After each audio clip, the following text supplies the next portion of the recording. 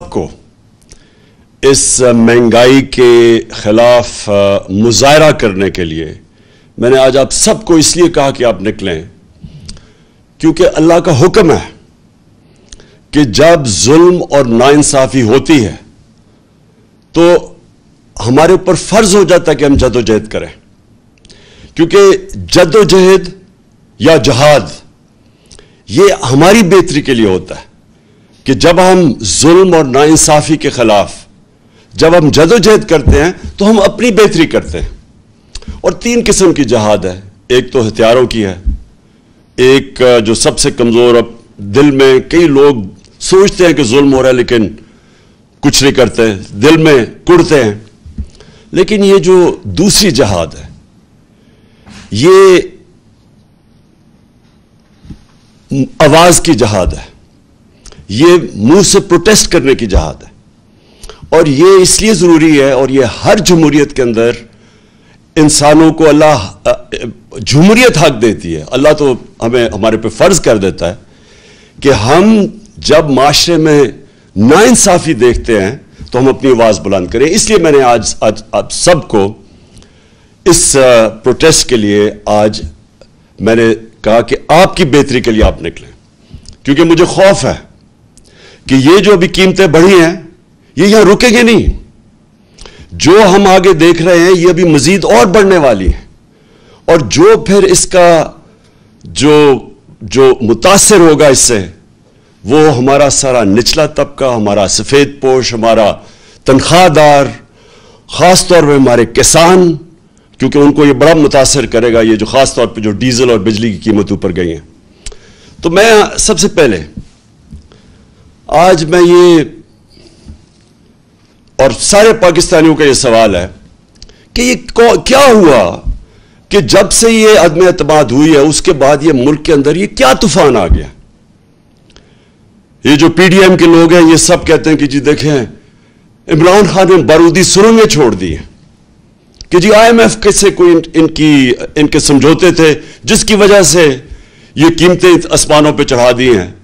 यानी हमारे बाद डीजल, पेट्रोल, गैस, बिजली, आटा, चावल, ये सारों की कीमतें बढ़ गई हैं, लेकिन थोड़ी सी नहीं बढ़ी। हमारी बारी तो मुझे याद है कोई 12 रुपया बढ़ा था पेट्रोल या डीजल, तो उन्होंने महंगाई मार शुरू कर दी थी। जब से ये आए इन्होंने 84 रुपया लीटर पेट्रोल की कीमत बढ़ाई, 110 रुपए लीटर डीजल की कीमत बढ़ाई।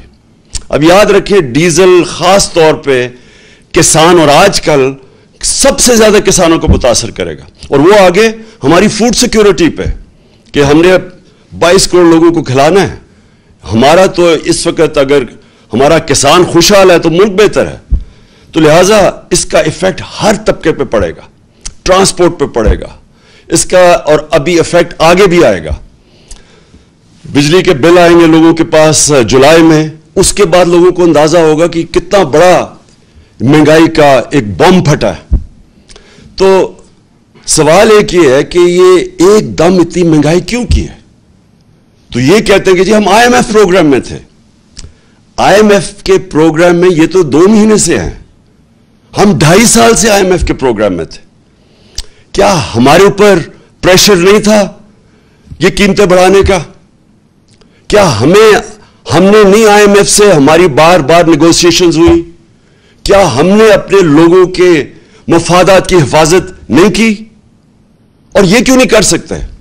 क्या हमें जब उन्होंने कहा था कि पेट्रोल और डीजल की कीमत बढ़ाओ तो हमने 10 रुपए कम की थी। कैसे की थी? हमने इधर उधर से पैसे निकाले थे, हमारी रेकॉर्ड टैक्स हमने इकट्ठा किया था, और जब रेकॉर्ड टैक्स इकट्ठा किया और फिर हमने जगह कहीं पेट काट के, लेकिन हमने 200 अरब की सब्सिडी दी डीजल और पेट्रोल नीचे रखने के लिए, क्योंकि हमें पता था कि जब आप डीजल और पेट्रोल बढ़ाते हैं सब कुछ बढ़ जाता है। 4 रुपए यूनिट बिजली कम की हमने, तो इसके लिए सब्सिडी हमने निकाली। हम भी IMF प्रोग्राम में थे, और ये याद रखें कि हम IMF के प्रोग्राम में होते हुए हमने हेल्थ कार्ड दिया, پاکستان کی تاریخ کا سب سے بڑا اگر فلائی کام ہے وہ ہیلتھ کارڈ ہے کہ ہر خاندان کو, ہمارے جتنے صوبے تھے, ہر خاندان کو 10 لاکھ روپیہ ہم نے ہر خاندان کو دیا 1 سال کے لیے ہیلتھ انشورنس. کسی بھی ہسپتال میں علاج کروا سکتے. کبھی پاکستان میں اتنا بڑا پروگرام نہیں آیا. پھر ہم نے کامیاب پاکستان کیا, اور کامیاب پاکستان میں ہم نے قرضے دیے سود کے بغیر نچلے طبقوں کو. ہم نے احساس کے پروگرامز کی سب سے زیادہ پیسہ خرچ کیا احساس پہ. احساس راشن کیا کہ لوگوں کو, ہم نے نچلے طبقے کو 1.5 کروڑ گھرانوں کو 1.5 کروڑ گھرانوں کو ہم نے احساس راشن کارڈ دیا کہ وہ جا کے آٹا, گھی اور چینی وہ ایک ڈسکاؤنٹ پہ لے سکیں کریانہ سٹور سے. تو یہ ساری چیزیں ہم بھی آئے میں پروگرام میں تھے, اس کے باوجود ہم نے اپنے قوم کا دھیان رکھا. ہم نے کوشش کی کہ لوگوں کے اوپر پریشر نہ پڑے. یہ کہتے ہیں کہ جناب دنیا میں عالمی مہنگائی ہوگی.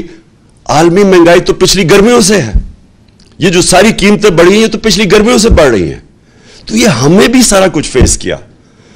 کہنے کا مقصد یہ ہے کہ آج یہ کیا اتنا بڑا طوفان آیا کہ ہماری مہنگائی بھی اسمانوں پہ چلی گئی اور مزید اور جانی ہے.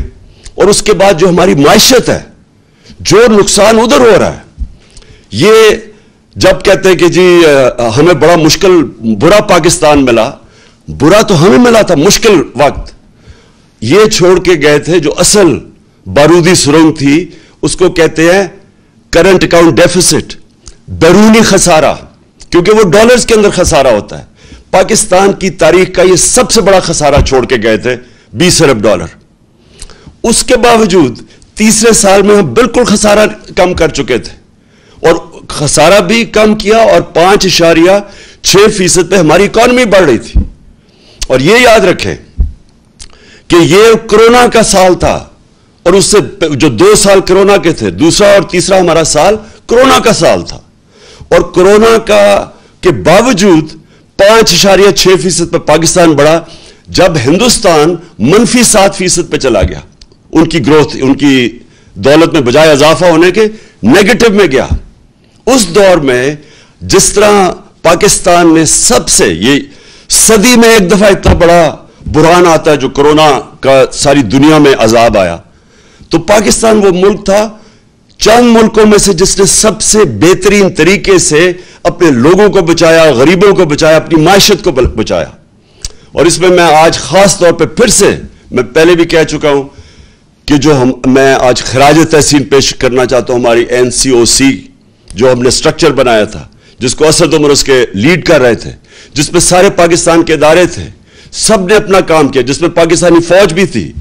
اور جس طرح ابھی جو ہمارا فیٹف میں سے ہم نکلے ہیں, فیٹف کے اندر بھی سب نے مل کے, ایک ملک نے مل کے لڑا تھا, جس میں سارے ادارے, جس میں حماد نے لیڈ کیا تھا, جس میں سارے ادارے تھے, جس میں پوری کوشش کی, بلکہ پرائیویٹ لوگ بھی تھے, جس میں پاکستانی فوج بھی تھی. سب نے مل کے اتنے بڑے ایشوز ہمارے دور میں ریزالو ہوئے.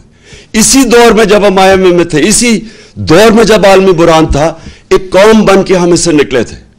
یہ جو آج پھنسے ہوئے ہیں, یہ جو آج ہماری ساری جو اتنی مشکلوں سے ملک کو ہم نکول کے یہاں لے کے آئے تھے, آج مہنگائی کے علاوہ جو ہماری معیشت ہے خطرے میں ہے. موڈیز کے اندر جو کریڈٹ ریٹنگ کرتا ہے کہ ایک ملک کی کریڈٹ ریٹنگ انہوں نے مائنس میں ڈاؤن گریڈ کر دیا ہے. اس کا کیا مطلب ہے؟ پاکستان کو قرضے نہیں ملیں گے. اگر قرضے ملیں گے تو بہت مہنگے قرضے ملیں گے. اور یہ دوسری چیز, وابڈا کا جو وابڈا کی ریٹنگ ایسی تھی کہ وہ خود انٹرنیشنل لونز لے سکتی تھی, اب جب سے یہ آئے ہیں اس کی بھی ریٹنگ ڈاؤن گریڈ کر دی ہے. اس کا مطلب کہ وابڈا کو وہ لونز نہیں ملیں گے, اور اگر ملے تو بہت مہنگے ملیں گے.